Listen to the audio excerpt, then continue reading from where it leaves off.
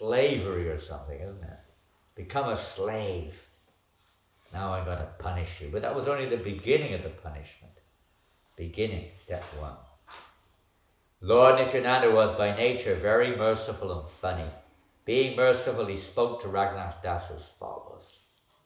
He said, "You, Raghunath, are just like a thief, for instead of coming near, you stay away at a distant place. Now that I have captured you, I shall punish you. Make a festival," this is the punishment, "make a festival and feed all of my associates yogurt and chipped rice." They're on the bank of the Ganga, they're coward boys, and coward boys like to have a picnic on the bank of Jamuna. And this spot, Panihati, is none different than the place where Lord Nityananda's Balaram would have picnics with his coward boyfriends. Huh?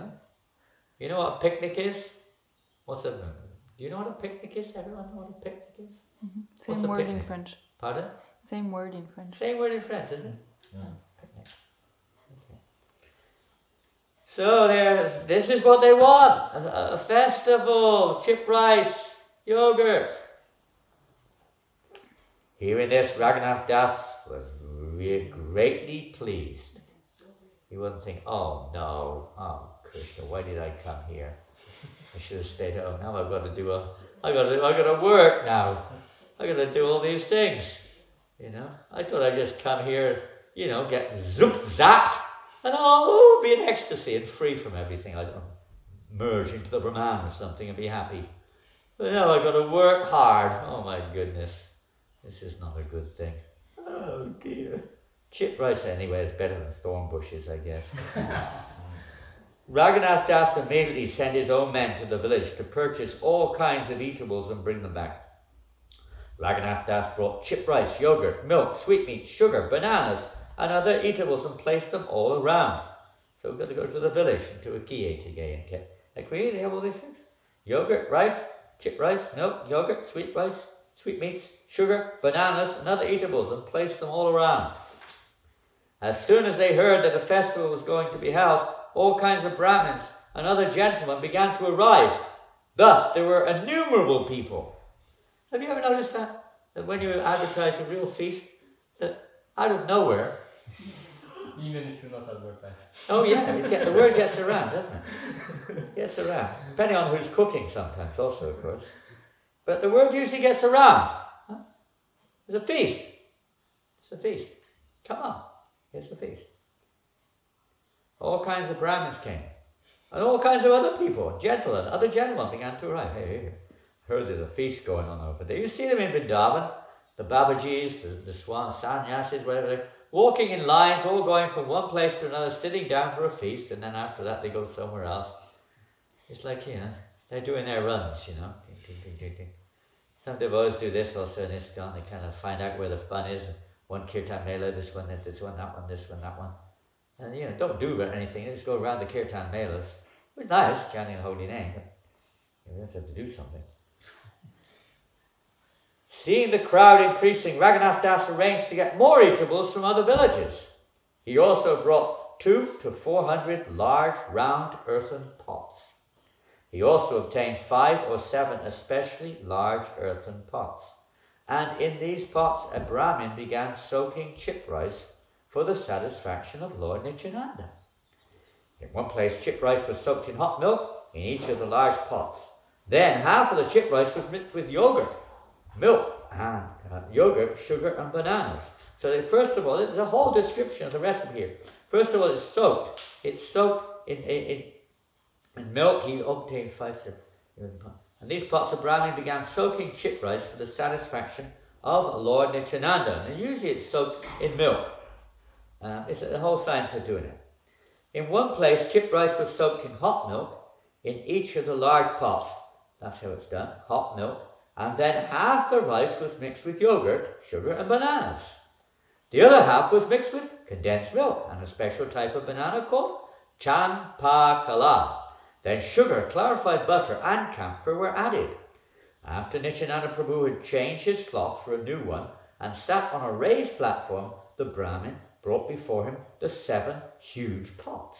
On that platform, all the most important associates of Sri Nityananda Prabhu, as well as other important men, sat down in a circle around the Lord. Among them were Ramdas, Sundarananda, Gadadadas, Murari, Kamalakar, Sadashiva, and Purandara. Dhananjaya, Jagadish, Parameshwar, Mahesh, Gauridas, and Hoda Krishnadas were also there. Similarly, Udaran Dat Thakur and many other personal associates of the Lord sat on the raised platform with Nityananda Prabhu. No one could count them all. Hearing about the festival, all kinds of learned scholars, Brahmins, and priests went there. Nityananda Prabhu honored them and made them sit on the raised platform with him. Everyone was offered 2 earthen pots. In one was put chip rice with condensed milk, and in the other chip rice with yogurt. All the other people sat in groups around the platform. No one could count how many people were there. Each and every one of them was supplied 2 earthen pots, one of chip rice soaked in yogurt, and the other of chip rice soaked in condensed milk. Some of the Brahmins, not having gotten a place on the platform, went to the bank of the Ganges with their 2 earthen pots and soaked their chip rice there. Not actually in the Ganges, it was in a pot. Others who could not get a place even on the bank of the Ganges got down into the water and began eating their 2 kinds of chip rice. Thus some sat on the platform, some at the base of the platform, some on the bank of the Ganges, and they were all supplied 2 pots each by the 20 men who distributed the food. At that time, Raghava Pandit arrived. Seeing the situation, he lived very close to there, he began to laugh in great surprise. He brought many other kinds of food, cooked in ghee, and offered to the Lord. This prasad he first placed before Lord Nityananda and then distributed it among the devotees. Raghava Pandit said to Lord Nityananda, "For you, sir, I have already offered food to the deity, but you are engaged in a festival here, and so the food is lying there untouched." Lord Nityananda replied, "Let me eat all this food here during the day, and I shall eat at your home at night. I belong to a community of cowherd boys, and therefore I generally have many cowherd associates with me. I am happy when we eat together in a picnic like this, by the sandy bank of the river."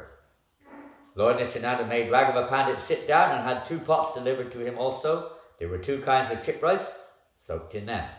In the evening he was going to go to Raghava Pandit's house for prasadam and kirtan. When chip rice had been served to everyone, Lord Nityananda Prabhu in meditation brought Sri Chaitanya Mahaprabhu. When Chaitanya Mahaprabhu arrived, Lord Nityananda Prabhu stood up. Then they saw how the others were enjoying the chip rice with yogurt and condensed milk. From each and every pot, Lord Nityananda Prabhu took 1 morsel of chip rice and pushed it into the mouth of Chaitanya Mahaprabhu as a joke. But Chaitanya Mahaprabhu couldn't resist it. He came there to take part in this fun on the bank of the Ganga with Nityananda and all of his associates as they're enjoying this incredible picnic on the bank of the river Ganga. Sri Chaitanya Mahaprabhu, also smiling, took a morsel of food and pushed it into the mouth of Nityananda and laughed as he made Lord Nityananda eat it. Lord Nityananda is so great that he could even force Lord Chaitanya to come. Yes. In this way, Lord Nityananda was walking through all the groups of eaters, and all the Vaishnavas standing there were seeing the fun. No one could understand what Nityananda Prabhu was doing as he walked about. Some, however, who were very fortunate could see that Lord Chaitanya was present. Most people couldn't see it. This was beyond their capacity to perceive, but some of them were very fortunate they could see. Otherwise it looked like Lord Nityananda was just pushing food into nowhere. Then Nityananda Prabhu smiled and sat down. On his right side he kept 4 pots of chip rice that had not been made from boiled paddy. Then Lord Nityananda offered Sri Chaitanya Mahaprabhu a place and had him sit down. Then, together, the 2 brothers began eating chip rice. Seeing Lord Chaitanya Mahaprabhu eating with them, Lord Nityananda Prabhu became very happy and exhibited varieties of ecstatic love. Lord Nityananda Prabhu ordered, "All of you eat, chanting the holy name of Hari." Immediately the holy names, Hari, Hari, resounded, filling the entire universe. We may not be quite on that platform when we sit down and eat. We're usually talking about anything we can think of. Not always chanting the holy name of Krishna or remembering Krishna. But this was the mood of Lord Nityananda. Let us all eat, have a festival, chant the holy names. This is a festival, offering prasadam and chanting the holy names. Even if nothing else goes on, it's complete.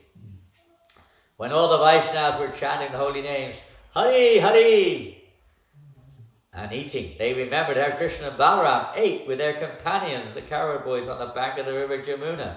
So now it's not just Nityananda, it's Chaitanya Mahaprabhu, Lord Krishna, Radha Krishna, together with Balaram. They're sitting down there, relishing this festival. Sri Chaitanya Mahaprabhu and Lord Nityananda are extremely merciful and liberal. It was Raghunath Das's good fortune that they accepted all these dealings. Who can understand the influence and mercy of Lord Nityananda Prabhu? He is so powerful that he induced Lord Sri Chaitanya Mahaprabhu to come eat chip rice on the bank of the Ganges. All the confidential devotees who were cowherd boys, headed by Ramdas, were absorbed in ecstatic love. They thought the bank of the Ganges to be the bank of the Jamuna. They had been transported to that realm, Golok Vrindavan. When the shopkeepers of many other villages heard about the festival, they arrived there. Another incident sometimes happens like this. They arrived there to sell chip rice, yogurt, sweetmeats and bananas. When a festival takes place, all the, let's say ambitious or, Vaishyas especially, they suddenly appear on the scene. Here's an opportunity to sell our jewelry, to sell my books, to sell my paraphernalia, etc., make a little bit of money. It's a normal thing, nothing unusual. It was happened there also. But what did Raghunath do? As they came bringing all kinds of food, Raghunath Das purchased it all. He just bought everything they brought. they didn't sell it to anyone. Raghunath bought it all. He then gave the price for their goods and then he fed them the very same food. To see his mood. Anyone who came to see how these funny things were going on was also fed chip rice, yogurt and bananas. After Lord Nityananda Prabhu finished eating, he washed his hands and mouth and gave Raghunath Das the food remaining in the 4 pots. There was food remaining in 3 other big pots of Lord Nityananda Prabhu, and a Brahmin distributed it to all the devotees, giving a morsel to each. Then a Brahmin brought a flower garland, placed the garland on Nityananda Prabhu's neck and smeared sandalwood pulp all over his body. When a servant brought betel nuts and offered them to Lord Nityananda, the Lord smiled and chewed them. With his own hands, Lord Nityananda Prabhu distributed to all the devotees whatever flower garland, sandalwood pulp, and betel nuts remained. After receiving the remnants of food left by Lord Nityananda Prabhu, Raghunath Das, who was greatly happy, ate some and distributed the rest among his own associates. Thus I have described the pastimes of Lord Nityananda Prabhu in relation to the celebrated festival of chip rice and yogurt. Well, that's the end of that pastime. It goes on to another pastime, but we'll leave that for there. And we're going to finish now just with the final comment, which is the secret, hidden secret of this whole pastime. I don't know if it says anything at the end. Let me see. Yes. Thus I have described the meeting of Raghunath Das with Lord... Oh no, that's something else.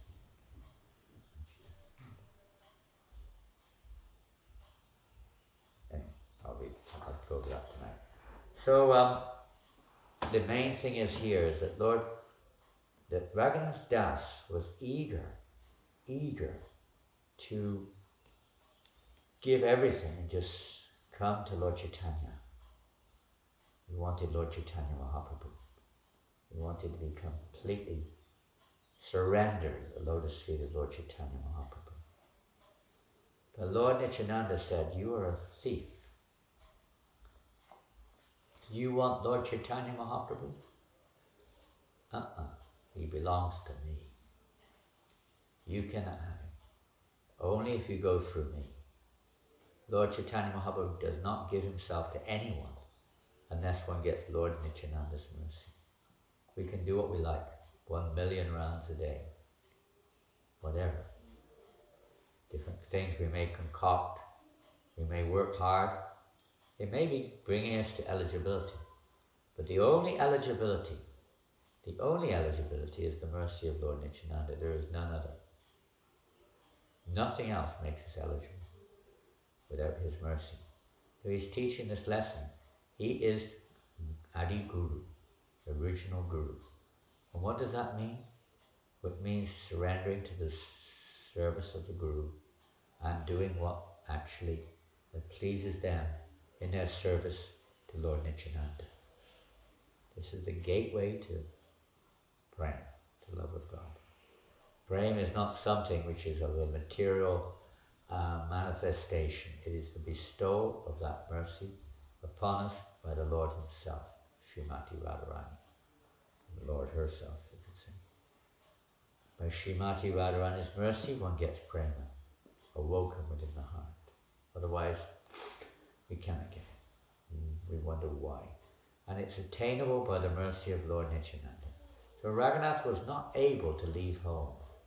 He wasn't able to get free of his seeming conditioned situation. He wasn't able to unite with Lord Chaitanya until he got the mercy of Nityananda. And this festival is the festival of receiving Nitai's mercy, opening up the door to free us of all of our bondage, to cut our knots, and to allow us to enter into that inner circle of the Lord's associates, serving them at the lotus feet. Shri Nityananda Prabhu ki jai. Shri Chirdoya Mahotsav ki jai. Gaur Premanandi. Hare Krishna. So, a little bit other angle this evening, but same kind of thing. Any questions? Do we have any bananas? Any bananas? Bhagavati. Well, I'll come in there and do it if there are any. If you've got the ingredients, I'll come in there. Right, I'm We even have one chip that rice. is- Huh? We have. You have chip rice? You need yogurt, you need milk, you need condensed